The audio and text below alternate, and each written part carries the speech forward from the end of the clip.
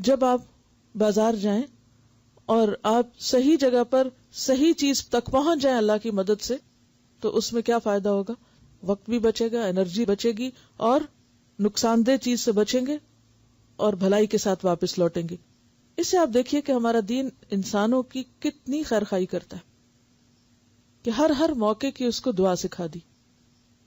اور جب انسان اللہ سے دعا مانگ لیتا ہے تو اللہ تعالیٰ ایسے اسباب پیدا کرتا ہے، کیونکہ دنیا میں ہر چیز اسباب کے ساتھ ہو رہی، ایسے اسباب پیدا کرتا ہے کہ اچانک کوئی شخص آپ کو مل جاتا ہے، وہ آپ کو فوراً ایک ٹپ دے دیتا ہے کہ تم فلاں چیز لینا چاہتے ہو، فلاں کام کرنا چاہتے ہو، فلاں جگہ چلے جاؤ، فلاں چیز لے لو، فلاں چیز فائدے کی ہے۔ تو وہ انسان کو، کیونکہ یہ دنیا میں اتنی معلومات ہیں ہر چیز کے بارے میں، اتنی وسعت ہے کہ واقعی آپ کا علم اس کے مقابلے میں بالکل محدود ہے، اور آپ انتہائی علم ہوتے ہوئے بھی آپ انتہائی نقصان دہ چیز تک پہنچ جائیں گے۔ کچھ نہیں کہہ سکتے آپ کے پاس کوئی گارنٹی نہیں ہے۔ تو ایسے میں دعا سکھائی گئی، اور انسان اگر ایسی دعا مانگتا ہے، اور اگر آپ کو عربی میں ابھی نہیں بھی آتی تو جب آپ بازار کے ارادے سے گھر سے نکلیں تو یہ دعا کم از کم اردو میں ضرور مانگیں۔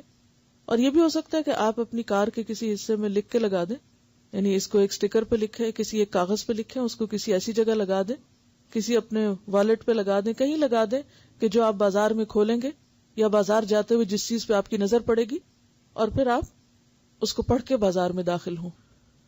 کیونکہ ایک حدیث میں یہ بھی آتا ہے کہ بدترین جگہ اللہ کے نزدیک کیا ہے؟ بازار ہے۔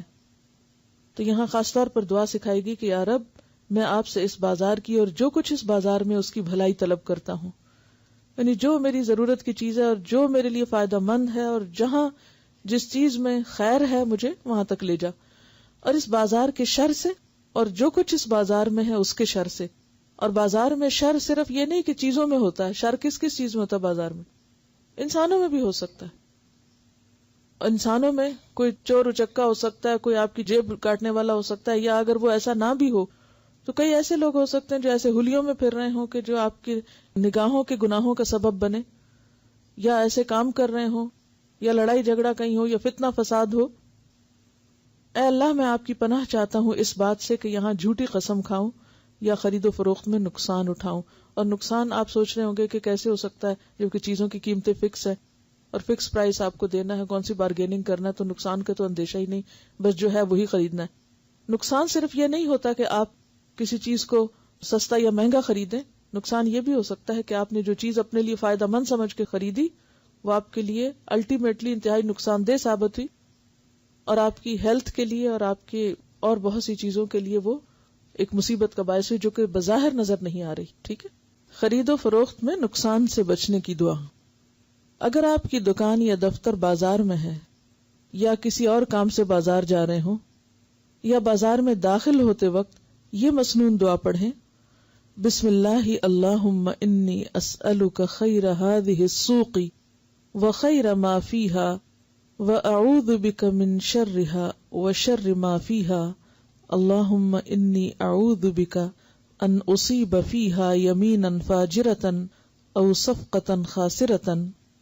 ترجمہ ہے: میں اللہ کا نام لے کر بازار میں داخل ہوتا ہوں، اے اللہ میں آپ سے اس بازار کی اور جو کچھ اس بازار میں ہے اس کی بھلائی طلب کرتا ہوں، اور آپ کی پناہ چاہتا ہوں اس بازار کے شر سے اور جو کچھ اس بازار میں ہے اس کے شر سے۔ اے اللہ میں آپ کی پناہ چاہتا ہوں اس بات سے کہ یہاں جھوٹی قسم کھاؤں یا خرید و فروخت میں نقصان اٹھاؤں۔ اس میں آپ دیکھیے کہ خاص طور پر جو بازار کی بھلائی طلب کی گئی ہے یہ قابل غور ہے۔ بازار کی بھلائی کیا ہے؟ آپ کے ذہن میں کیا آتا ہے کہ اے اللہ میں آپ سے اس بازار کی بھلائی اور جو کچھ اس بازار میں ہے اس کی بھلائی طلب کرتا ہوں؟ کیا ذہن میں آتے؟ کیا مانگ رہے ہیں آپ اللہ سے؟ کہ جو کچھ میں لینے جا رہا ہوں وہ واقعی میرے فائدے کا ہو، ضرورت کا ہو اور بہترین ہو۔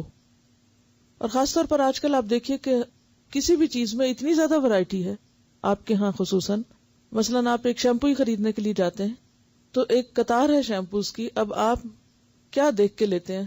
بعض اوقات صرف باٹل، بعض اوقات صرف اس کا جو بظاہر رنگ ہے یا اس کی خوشبو، یا کسی نے کہہ دیا کہ وہ فلاں چیز بہت اچھی ہے یا یہ کہ کبھی اس کو پڑھ بھی لیتے ہیں اور اپنے اندازے سے کہ ہاں میرا خیال ہے یہ مجھے سوٹ کرے گا، اور آپ کو نہیں پتا ہوتا کہ وہ واقعی آپ کے لیے سوٹیبل ہے بھی یا نہیں.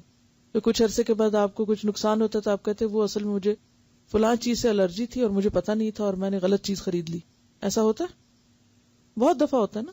اور خصوصاً جب ویرائٹی بہت زیادہ ہو تو انسان کے لیے کسی چیز کی چوائس کرنا جو ہے وہ بھی بہت زیادہ وقت کا ضائع کرنا بھی.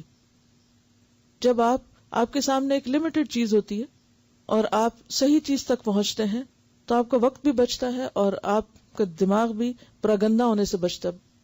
دماغ کی پراگندگی کیا ہوتی ہے؟ سوچوں کا منتشر ہونا.